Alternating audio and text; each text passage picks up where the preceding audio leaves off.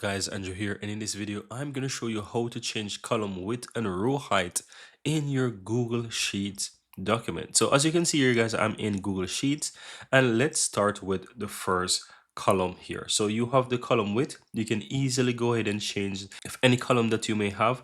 All you have to do is just go ahead and hover over the column here, and you want to do it from the top here where you have those letters here.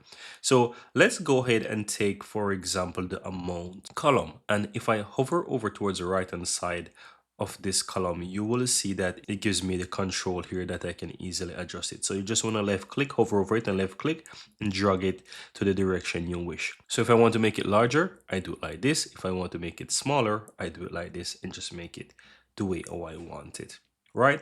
So that's how you go ahead and do it for the column width. Now, in terms of the row height, you can do this as well. So I'm going to do this for the name, and for the row height you want to go ahead and expand this as well, and we'll use the first one where they have those names as well. So let's say I want to expand or make this larger for the row height. I can, on the left hand side, just like the column, you do it for the letters, and the rows you do it for the numbers. So you want to hover over where you have those rows and you'll have the same control, and this time you want to drag it down or up to make it larger or smaller. So to make this larger, I can do it like this. And as you can see, it gives it more space here, and you can make it as large as you want or as small as you want. It's really up to you how you want to go ahead and make those changes there.